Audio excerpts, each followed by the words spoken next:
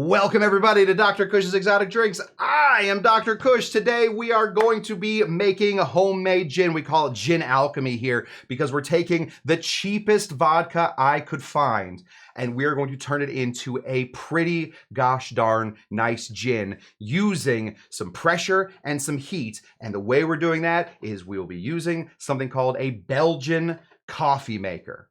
Cool? Cool. I think that's cool. Let's start building the Belgian coffee maker, explaining all the parts, and then we will get into exactly how we're making this. Let's start with the base. Make sure I go this way. This is the base right here. Ooh, look at that base. Moving parts and everything. This is going to be where we are stacking this all from. We are going to be putting in the heat source. This is our heat source right here. Now, I have never used this heat source before. I use another heat source that looks like this. This guy. This is like a real pro situation. Oh yeah, look at that. I think, however, for today we are going to be using the alcohol burner. I have a fire extinguisher at the ready, just in case. So let's start by filling up our little heat source here. It's an alcohol burner, so methylated alcohols will work. Methylated alcohols should not exist behind a bar because methyl alcohol is super poisonous, whereas ethyl alcohol is also pretty poisonous, but the fun kind of poisonous, mushrooms type of poisonous, all that kind of poison. It's the good poison. Methyl alcohol, no fun. So what kind of alcohol we're going to be putting in here? Well, ethyl alcohol, because we keep ethyl alcohol behind our bar. We're putting in some Everclear. Oh boy. Oh boy. Oh my goodness. This is terrifying. Pour a little. We're going to go right to about half. There we go. That should be good. Is that half? We'll go a little higher. Yep, there we go. And we will do all of the safety checks. Safety checks look a lot like this. Just wipe this down. Safety checks on. We'll put this in here. Hopefully this little rope will suck up everything that we need while we build. Well, it doesn't seem like it's gone on very well. There we go. Perfect. So this is fun. It's weighted, so when we are using it, it should snap shut. Should.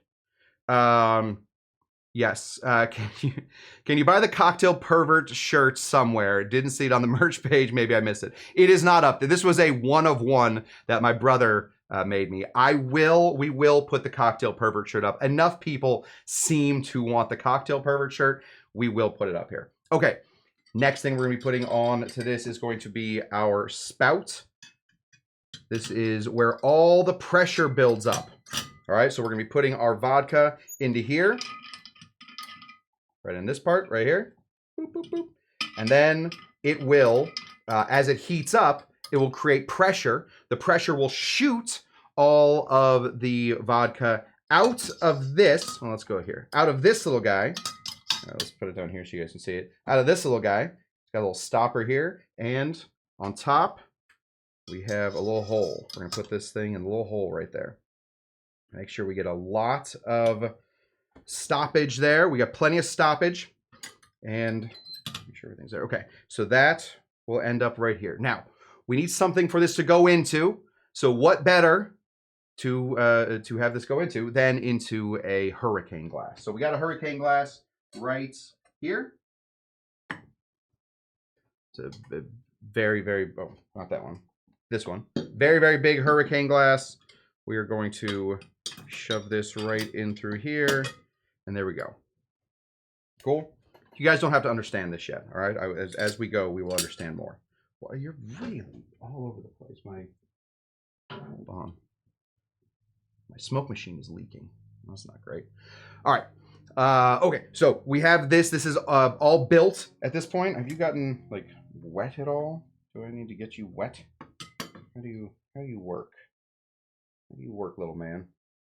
Okay, well, we're going to try this. If it doesn't work, then we'll just go to my other method, which is just absolute anarchy for fire. All right, this is our setup right here. We have to build our gin, all right? What is gin? we have to ask ourselves, what is gin? Now, I will get comments about this. People will be very upset with me when I tell you that gin is juniper flavored vodka. Juniper flavored vodka. That is, in essence, that is correct. The same way if you say like a plane is a bus with wings that's in the air. Basically, that's right.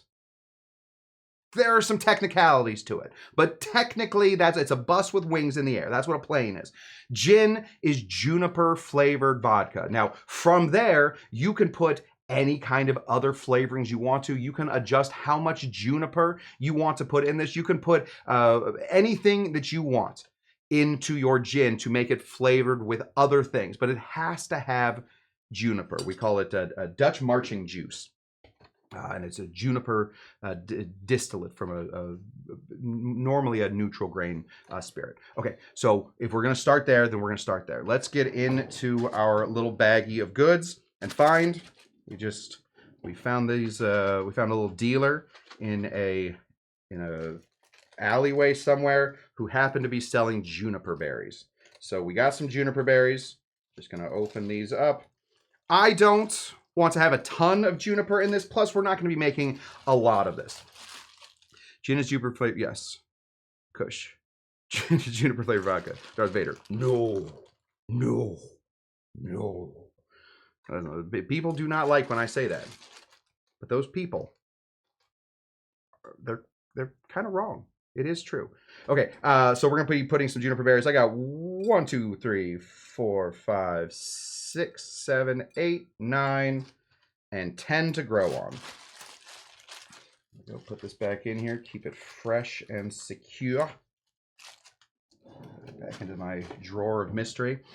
Okay, if you wanted to, you could stop here. You could now take your vodka, flavor with the juniper berries, and go from there. That is boring. That's not what we want. We want something. We want a little razzle dazzle. We want a little bit of a showmanship, right? So in this little guy, I have these. These are this way, right here. Great, perfect. This is producer Jen producing the show. Okay. All right. What else do we need then? We are going to be putting in one of these little cardamom pods, but instead of one, we're going to be putting in 3. So 3 cardamom pods right there, and we're going to be putting in these coriander seeds. Just plenty. There we go. Plenty of coriander seeds. That's going to give us our seed. That's going to give us our like the dry feel to this. That's going to when you say, oh, gin, it tastes so much like licking a tree. That's the tree licking we're doing. All right, we're technically tree licking currently with that business. That's not where we're going to stop though. I want this gin, especially since we're making it at the bar right here. I want it to be. I wanted to go crazy. So what else we can put in here? Why not some mint? If the mint is alive today, we will use the mint. I'm just going to take a little bit of mint. We're going to drop a little mint in there, maybe a little bit more. Why not? Because it's not going to last beyond today, I have a feeling. I'm already ripping it up by the roots. That can't be good. Take a little mint, drop that in here. Bloop. Perfect. A little bit of mint, just for a little hint of flavor. I also brought in a bit of these guys. These are called basil. Why not with the basil? Pretty darn good inside of a lot of cocktails, and especially mint cocktails. These will do us well. We're just going to give them a little slap, open them up, and then a little rip. I'm using a camera angle I don't usually use. Okay. That's going to give us sort of that earthiness. That's going to give us the plantedness, the flora, the floral tones of our gin. You hear people talk about floral gin. Okay, put flowers in it. That's where you get floral tones. This is leaves are basically flowers. I don't know if that's true. All right. Gin goes so well with lime. Why not put in a little lime? But how much lime and what kind of lime? Well, we're going to take one of these guys, and we're just going to take our potato peeler, and we're going to peel off just the outside, just the peel of this right here. And we're going to drop in 1 peel of lime and, oh, this one, and 2 peels of lime. Cool. A little citrus and gin. Everybody likes that. Everybody feels like that's a way to be. But should we start and stop with lime? I think not. This is the bar that Kyle helped build. So a little bit of orange will do us very well. We're going to take the peel of our orange. We're going to throw in 1 orange peel. Great. We're going to be putting in. So when you are making tonic water, one of the most important things to put into tonic water is, of course, quinine. Tonic water is not its real name isn't tonic water. It's quinine tonic water, but we just drop the quinine. We just call it tonic water. But quinine is incredibly important. When the sailors from England were sailing around the world and they started to catch diseases, malaria, etc., etc., the thing that would help them was quinine. But quinine is incredibly bitter, so people started making a quinine tonic and then giving it to them in their pusser of gin. If they got gin rations, they would mix it with the gin rations so that they would feel like, oh, what a treat. That's where gin and tonics come from. It's not because they taste so good together. They actually made quinine tonic taste good with gin. It's the whole thing. Just trying to stick those two together. So they matched quinine water to the gin flavor so that it would, mixy matchy. Very, very difficult as a bartender that has nobody come to his bar to get my hands on medical grade quinine powder. Almost impossible. How come? Quinine powder will make you go blind. Absolutely. And not a lot of quinine powder. A tiny amount of quinine powder can sever your optical abilities straight from your brain. I don't know how it does it, but quinine and eyes do not mix. So there's an easier way to do it and a somewhat less controlled but harder to get the quinine out, and that's with cinchona bark, which I happen to have. This is cinchona bark. Cinchona bark. That's where you get most quinine. If you ever see red tonic water and you're like, I think the tonic water's gone bad, sir, it probably means that they are making either homemade tonic water or they are using cinchona bark in their tonic water instead of just using quinine powder, which again, regulated substance. You don't want to do that. Okay, we're gonna be putting in we're gonna put the big ones in here, just like a palm full, right? I don't know, like 10 big chunks of quinine stuff. Quinine bark, cinchona bark. Let's bring this in so you guys can see sort of what we're doing right here. This is what it looks like in here. We have some lime, some orange, some cinchona. Down here at the bottom, right down here, we have all of our little seeds. That's what we want. We're doing great. So, what now? Now we are going to use this machine in order to create pressure in this little chamber. This little chamber is going to become pressurized. It's going to get hot, which we know from when we do simple syrup infusions that we will bring the temperature up and we will steep our flavors into the simple syrup to get flavors out. That's one way that we're going to be infusing. But this is also going to create a vacuum. The vacuum is going to spit all of the gin out, or sorry, all of the vodka out of here into here. Very, very hot gin. It is going to steep with this. Then when we turn off the heat and release the vacuum or create the vacuum, I don't know what we're doing. We're going to be sucking everything back in to this little guy, and that pressure of the sucking is going to help extract more flavors.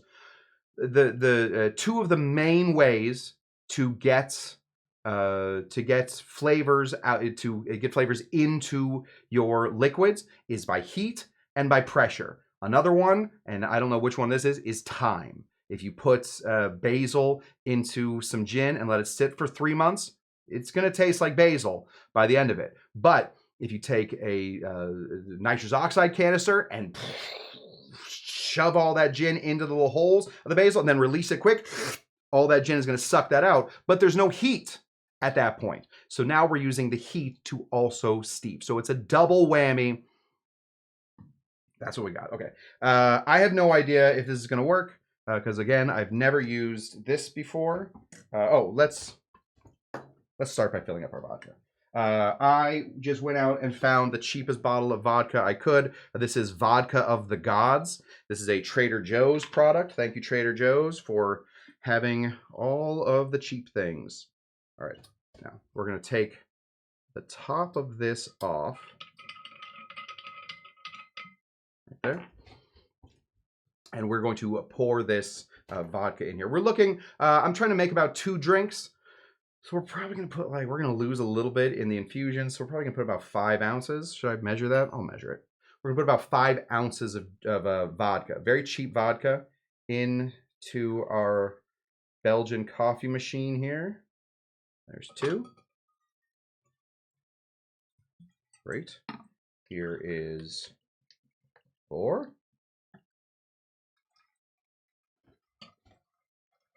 And what am I talking about? 5. Let's do 6. We got 6 ounces of vodka in there, and we are feeling pretty good. Okay, so before this wouldn't stand up, now that it's got a little pressure, or now it's got a little weight to it, this will go down right next to our flame source. So we'll open this up, and I guess we'll just light it on fire. You think? I think. Let's just get right in here and... Oh my God. Okay. All right. It worked. Woo-hoo-hoo. That worked. All right. Let's put this guy right back on here. So we're putting our lid back on here because we are going to be creating our pressure. Now, I don't know how long this is going to take. With the butane, it takes about 2 minutes. With this one, it could take a little bit longer, but what we're doing is heating up the inside of this, creating that pressure so that the vodka will leave this one, fall into our hurricane glass, and then once it shuts off, it will suck it right back in, heat and pressure, creating a brand new gin. That's the idea. So I guess we just sort of sit here and wait now. Oh, let's check things. Where's our bouncer and chaperone? How did we get from tree hugging to tree licking? Listen, Roger, it happens fast. It's something that you wouldn't want to do. Would an allspice berry 2 overpower that concoction? Absolutely not. Allspice is another great thing to put in here. And I think Chuck was talking about star anise. Star anise would go very well in this as well. You'll find that there's, let me make sure this is close. You'll find that sort of any of those winter berries, any of those baking spices, cinnamon would go really well in here. Just find the flavor profile that you like and build from there. I used to work with a company called Brando Motu Gin, and they were putting in things like passion fruit husks in order to get that out. As long as there's juniper in there, it's technically a gin. And as long as it's technically a gin, you can put anything else you want in there. So, yeah, star anise, absolutely. It was fun until I did the Cush face from the opening. Too much. Okay, sorry. I got to read these from the top. Otherwise, I start reading from the bottom, and that's no good. Hello, Jen, the cocktail queen. Love that. Yeah, gin and tonic with loads of lime. Great warm weather cocktail. If not... the Great Hest, one of my very favorite cocktails, the gin and tonic. If Jennifer is a derivative of gin, does that make her Jen? Or is that minusculizing in the bonbon? Muscling in on bonbon. Well, so a motu is an island. It's another name for an island. So Jen is motu Jen. She's Island Jen. There used to be a product that I liked very much called Motu Gin. And we figured we would capitalize on that. And she became Motu Jen. Is it making any noises? I'm hearing noises. Do you guys hear those noises? It's percolating in there. It's going absolutely bonkers. Bonbon keeps a spray with Everclear in her purse, just in case. Absolutely way to always be prepared. You never know when you need a drink, you know? And you never know when you need the strongest drink. Is there a US or EU regulation addressing the minimum of how much juniper is in a neutral spirit before calling a gin? Now, juniper is supposed to be the dominant botanical. I'll be honest with you, I don't know. I know that to be London dry gin, it has to go into the liquid first before distillation. But I don't know how much... oh, it's really...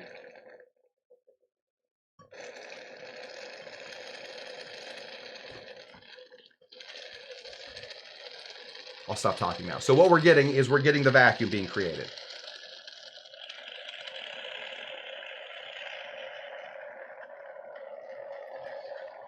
So all this heat is shooting all of the vodka into here. You can see that it's sort of mixing with everything. Oh.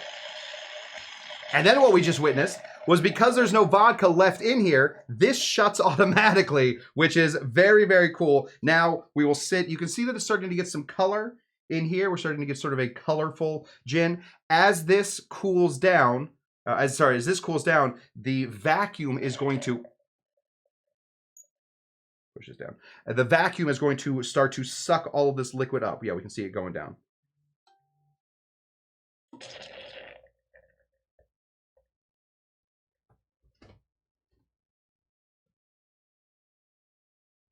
And that's that. That's that's the whole show right there. See if we can't get a little bit more. Just suck it up, baby. Get in there. Just trying to get all the rest of the, because we have stuff on the bottom. Normally there's not so much stuff on the bottom.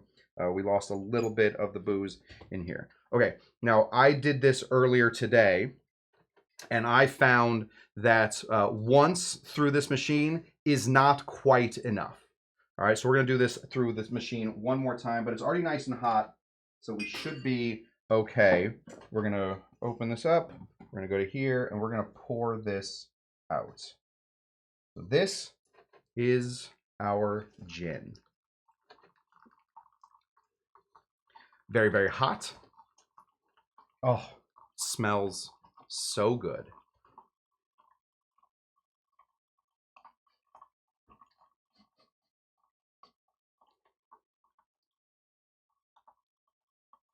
Excellent.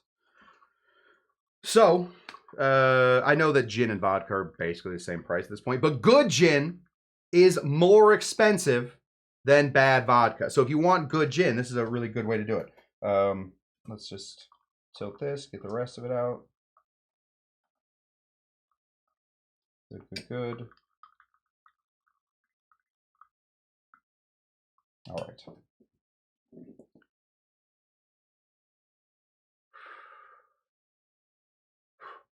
Very, very good. Okay, one last thing. So when we did this earlier, I put sugar in at the very beginning. I found that that became a little too sweet. So instead, I am going to be putting the sugar in second for our second little round. I'm using cane sugar. Another thing that would work in this would be some sort of molasses sugar. If you have like a maple sugar, we should be putting a little bit of sugar in here.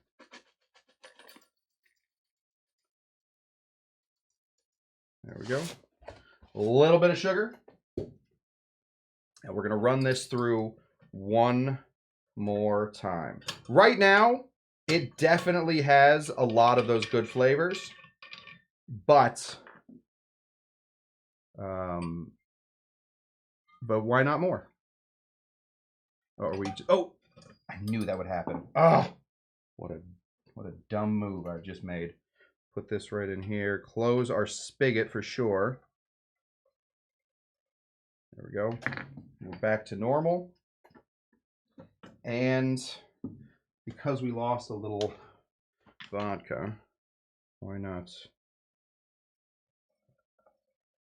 a little bit more vodka there? Perfect. Okay. Let's light up our little machine again. Oh boy, it goes quicker than I thought.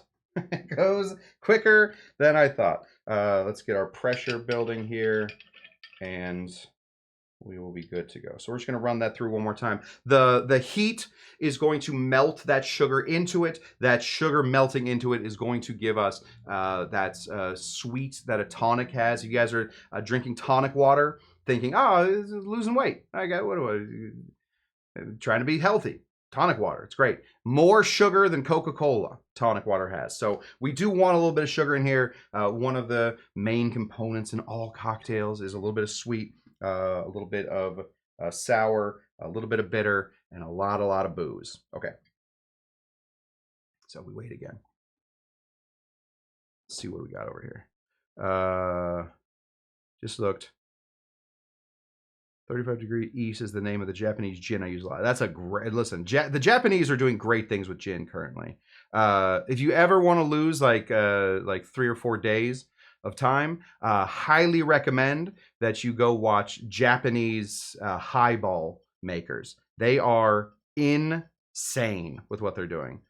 Let's see. I'm talking about the Japanese gin. Okay, that's where that came from. Gilbert Clark, yeah. Okay, so we figured that one out. DCW Clark. Oh, for DC Bombay Sapphire. That's a good one too. That's a London Dry, I think. So is it just Bombay that's London Dry, and then Sapphire has the rest of it? I don't know. We're getting some noises. Let's listen.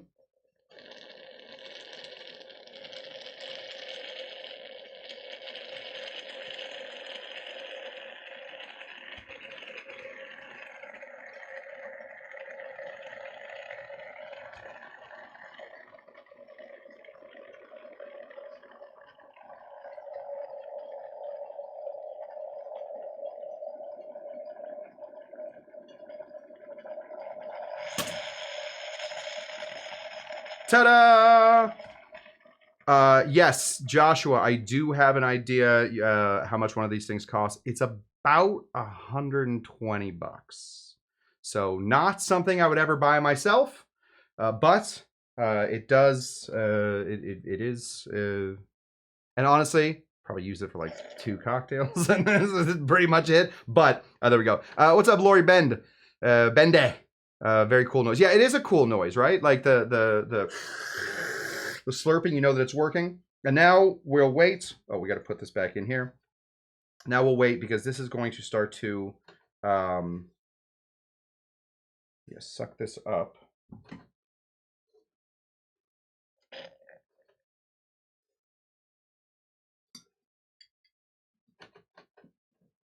And there we have it.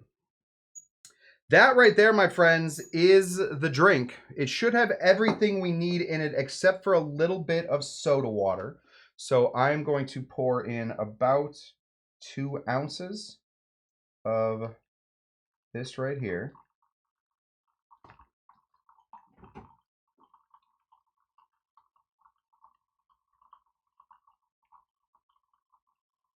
Tough to see. Let's see if we can move back a little bit. There we go. Nice, colorful gin that comes out clear. Is usually from it's from the distillation process, but you know, if you are flavoring gin, the flavor is going to come with a bunch of colors, and that's what we want. So all right, let's move this to the side for a moment while we concoct the rest of our concoctail. Is that a, oh, that's a quite a little shot. All right, I'm going to be throwing in 1 large ice cube. This is going to crack immediately because we're putting it into some heat. But the good news is it's a nice circular ice cube or ice ball. Can't be a cube. Nice circular hunk of ice. The circular hunks of ice create less surface area, which means less melting. So let's throw this. Cling. All right. Oh, just really just get a hold.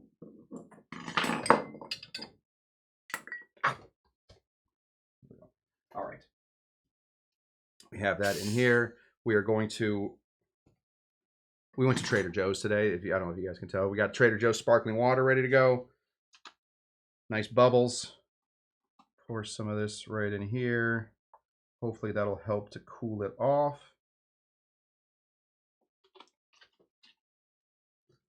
And give this a little spin. The soda water wants to be on top, so we're trying not to let it be on top. We're trying to thwart all of its escape plans currently. Also, the motion of the ice is going to help to cool down our cocktail. If I thought about it for a while, I would have thought of a better way to cool this stuff coming right out of it.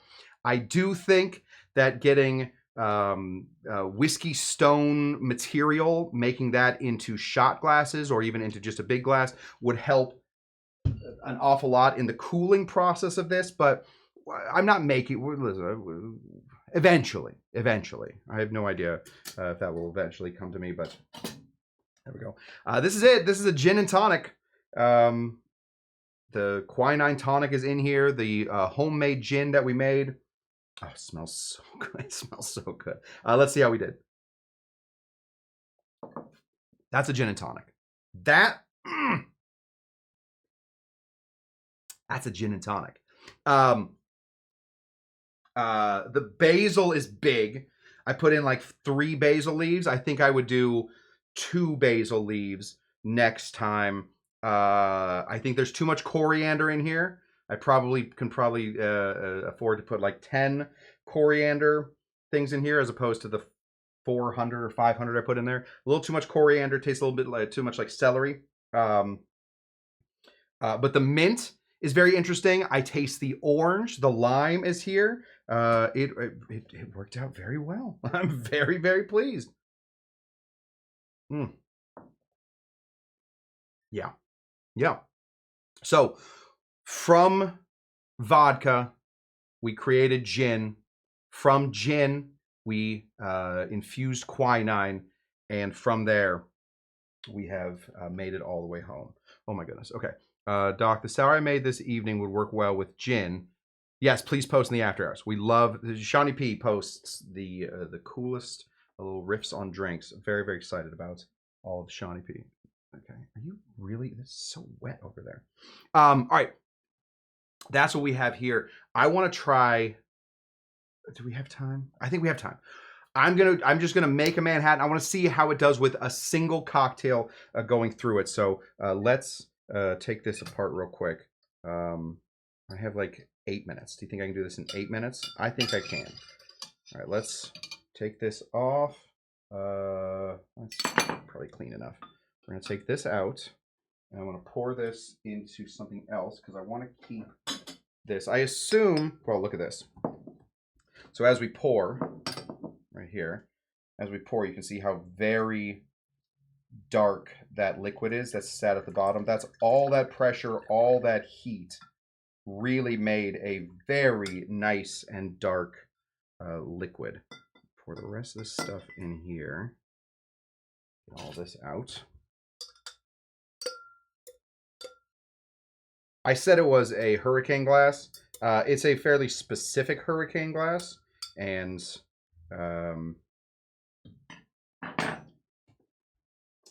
it's got to be the right size. So I can't just use another hurricane glass. Let's give this a little wash here. We'll pour the rest of this into here. There we go. All of those little cardamom seeds just floating around. It's got a little stank to it. We can deal with a touch of stank. A little stank has never killed anybody, you know? Pull this here, and we're going to have to... Gosh, we're using so many glasses today. We're going to have to pull the rest of this liquid out of here.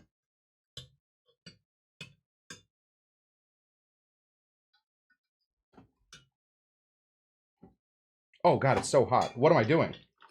Oh, my gosh. It's so hot. All right, we're good. Kyle, do you want to help? Or do you want the drink? Yes. Kyle, give you this. I can't reach so far. You're gonna have to reach a little bit more. There we go. Right there. Perfect. Okay. So this right here is our gin and tonic mixture. Enjoy that, Kyle. See how we did with just by itself. Oh, it's hot. Nothing quite like hot booze. All right. I want to make just a singular cocktail, put it in here, see if this works. But we're going to infuse some vanilla in here. I have these vanilla beans. That's my good friend Bon Bon sent me. We're going to use half a vanilla bean. We're going to slice and dice right here. There, throw the rest of that vanilla bean in there. Thank you, Bon Bon, for the vanilla beans. And we are going to slice it open.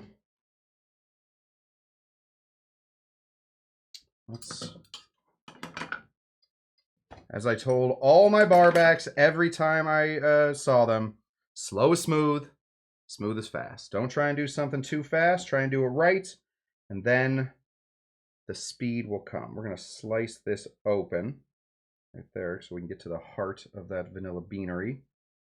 Right here, and we're going to just toss this right into there. Cool. Now, we're going to make an a Manhattan. So we'll start down here, grabbing our sweet verm. This is just one cocktail. We're only making one cocktail out of this. I just want to see if the infusion works well enough for a single cocktail. There we go. Move this over here. Move this. Gotcha. Moving this. And then wipe it down. Yeah, the thing is leaking all over the place. All right, we're looking good. Perfect. All right, we got this. Now, we're going to be putting in 1 full ounce of sweet vermouth.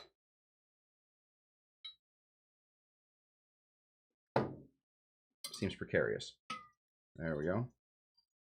And 2 full ounces of whiskey. Do we have 2 ounces? Oh, I think we got just enough for 2 ounces. Oh, it makes fun sounds. 2 ounces of some whiskey. Whiskey. Getting close. There we go. 2 ounces of some whiskey. Right there. And there's a lid for this somewhere. Yeah.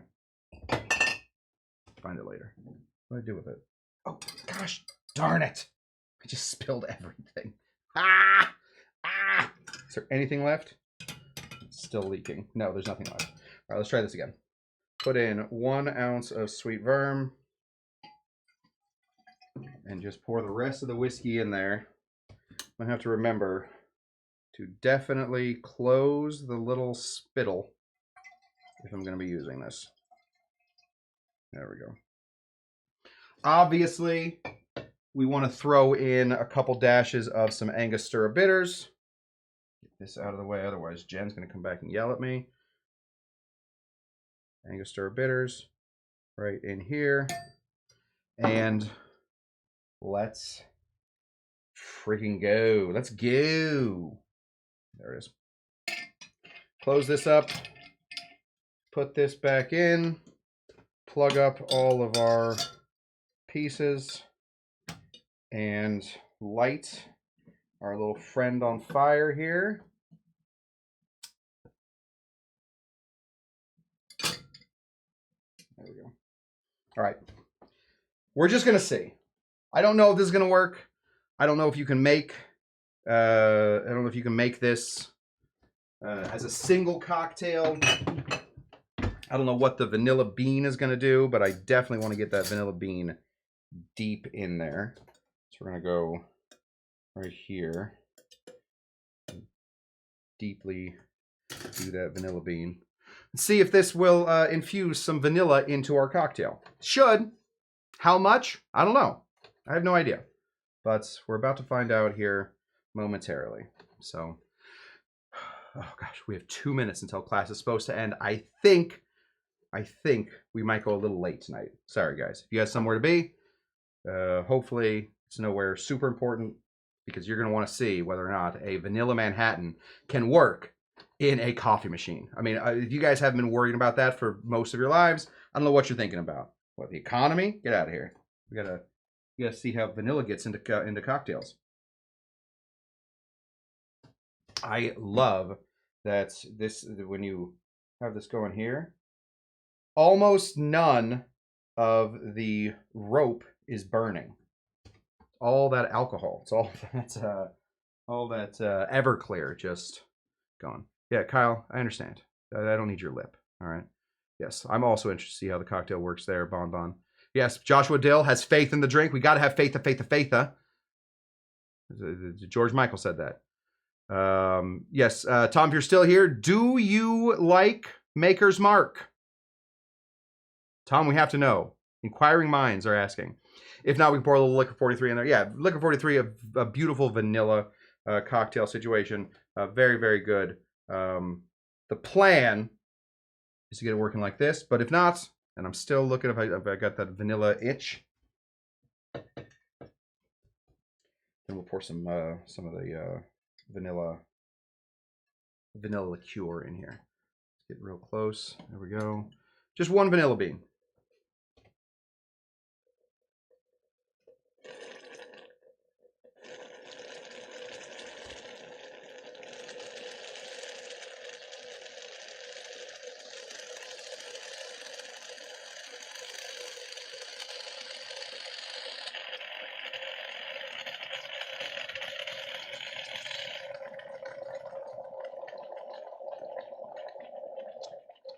I'm holding this up right now so that we don't end the fire too quickly. I want that heat and that pressure to go.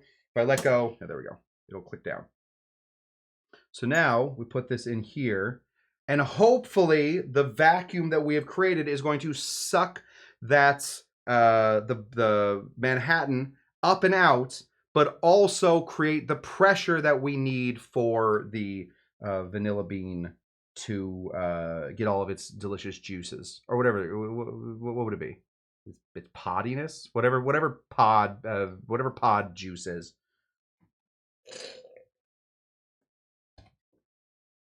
Lift this up a little bit, see if we can't get. Oh my gosh.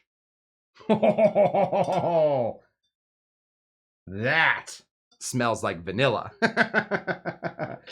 That's what we want. Okay, good.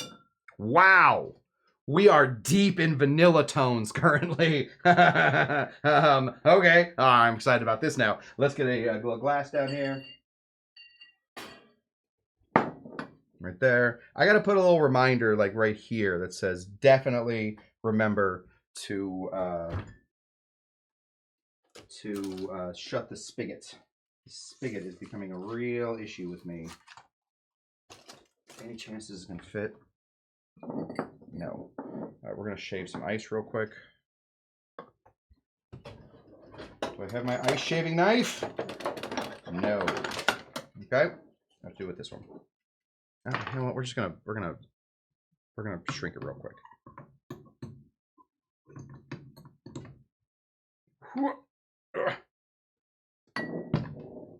All the gadgets, every gadget in the world, right here. Just gadget this down.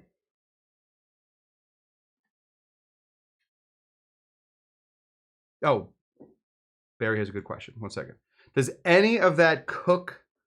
Does that cook any of the proof out of the alcohol? Listen, Barry. Yeah, probably. I know that this is a big thing. Anytime we introduce any kind of fire, any kind of heat into alcohol, we worry about proof because the alcohol burns at a different temperature than the water or whatever other liquid we're putting in there. So it's always water. Thank you, Lori. Bigger glass. This is brilliant. I don't have a bigger glass. I think that's the only glass I have one size of glass, and it's that size. Yes, it'll burn off some of it.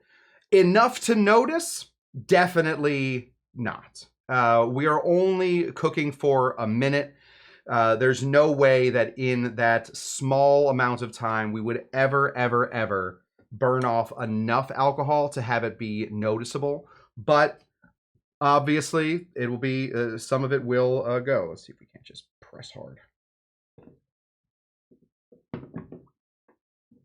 Switch her up a bit.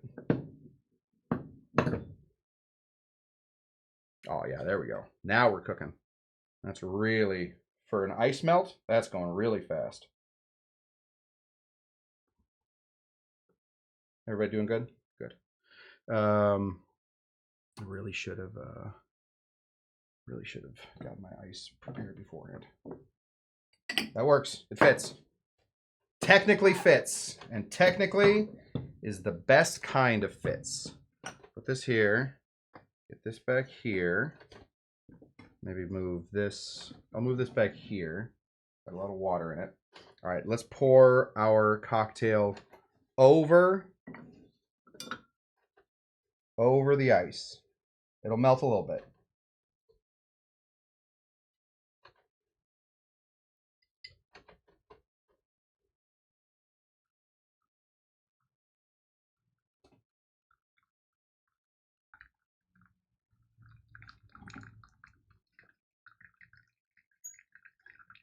Tilt this a touch just to get the rest of it out. And there we go. We didn't really lose a lot of liquid in this one, which is really nice. Sometimes just in the sucking it up process, we lose some of the liquid. We didn't lose a lot in this one. And we have all of this. We'll do that for second drink. All right. This, an old-fashioned... No, that's not true. This, a Manhattan.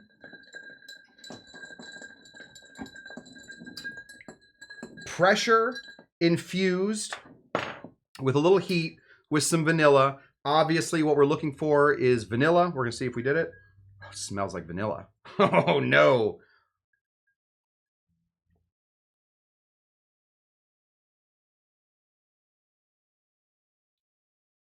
It worked. It worked. It's not overpowering with vanilla, but there's definitely some vanilla in here. I think as it cools down, the vanilla will come out more. But there's definitely some vanilla in here. So if you have an old Belgian coffee maker just sitting around your house, you don't know what to do with it, and you don't drink coffee. I don't drink coffee, but you do drink cocktails, obviously. I think this is a fabulous way to do this. So, excellent, excellent, excellent, excellent. We have done it. Okay. I don't know how often we're going to be using this thing. Probably very rarely, but I think it was important for you guys to see, the types of infusing that we can do, whether pressure, there's pressure in here, heat, there's heat in here, or time, which we did not do today, or mastication. That's another way to do it. Just really pump that in there. There's a bunch of ways to get that done. That is what I have for you guys today. We made a gin and tonic from vodka, and we made a bourbon-infused Manhattan. It's fantastic. Really, really good. Thank you. Craig says, Dr. Cush, I have to say I'm amazed how well you work with all these gadgets in such small space. There's more room on the bar than a college chem lab. I will tell you, Craig, the bar looks a lot bigger than it is. The bar is teeny tiny. So, and I don't know if you noticed, there's a lot of garbageola on this thing. There's a lot of stuff that is completely unnecessary. Some necessary stuff. I have a thing that connects my microphone. It's right here. There. That needs to stay there. I have a camera right there. Everything else could probably leave the bar, and we'd be fine. But thank you, Craig, for seeing my struggle and understanding it. That, my friends, is what I got for you. Thank you so much for joining Dr. Cush's Exotic Drinks. I am Dr. Cush. We do classes here Tuesdays, Thursdays, and Saturdays for the most part. Sometimes Mondays, Wednesdays, Fridays, and Sundays. We pick 3 days of the week. We try and hit Tuesdays, Thursdays, and Saturdays. Thank you so much for showing up. If you guys can help out, we have a Patreon, a PayPal, and a Venmo. That just keeps the bar in line. That goes directly into the bar. It keeps us, being able to afford 400 coriander seeds when we only really need about 10. If you can't help out that way, another way you can do it is by inviting your friends. Tell your friends all about us. Hey, you got a friend that might like watching a cocktail pervert around cocktails? Hey, I got a show for you. It's this show right here. Tell them about them. Tell us about them, and find them and send them this way. If you can't do any of that, the best thing you can do is show up. And thank you guys so much for showing up. And thank you to my newest patrons. That is Kill Devil Clark. And is Pisco still here? Pisco, did you say something recently? I know you said something way up here. Let me just put Pisco online real quick. Pismo, not Pisco, Pismo. Pisco. It's somewhere. Oh, it's gone. All right, well. Oh, there he is. Oh, we'll put him up here. Pismo2AZ has donated $20 and says pre-show super chat. Doesn't work out this one, but thank you both for becoming my newest patrons, and thank you to all of my patrons for keeping the bar in business. And I will see you guys back here on the channel at 6 o'clock Tuesday, 6 p.m. Pacific time Tuesday, where we will hang out and do what we can to make a drink. We are going to try our very best. Sometimes we do, sometimes we don't. And in the end, thank you. What do we always say? Do I have a funny one? Fat, drunk, and stupid is no way to go through life, son. That's one of my main philosophies in life. Thank you guys so much, and we will see you next time. As we always say, bye-bye. Oh. Really glad there's not a camera down there. I just stubbed my toe and missed the thing. Until next time, guys, bye-bye.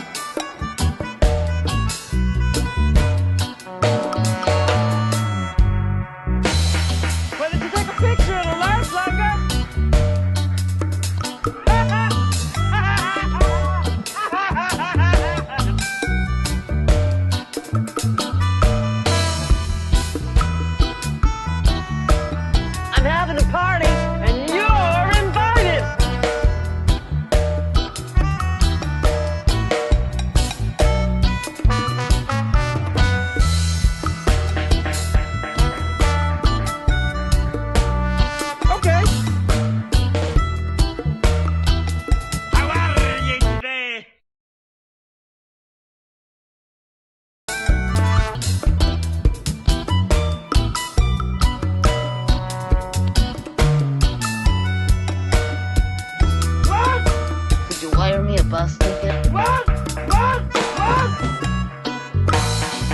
Okay. Well, my mistake.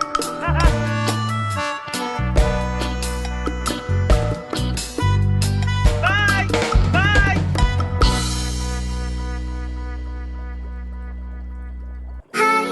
Bye. Bye. Bye. Are you trying to drive me crazy? Bye.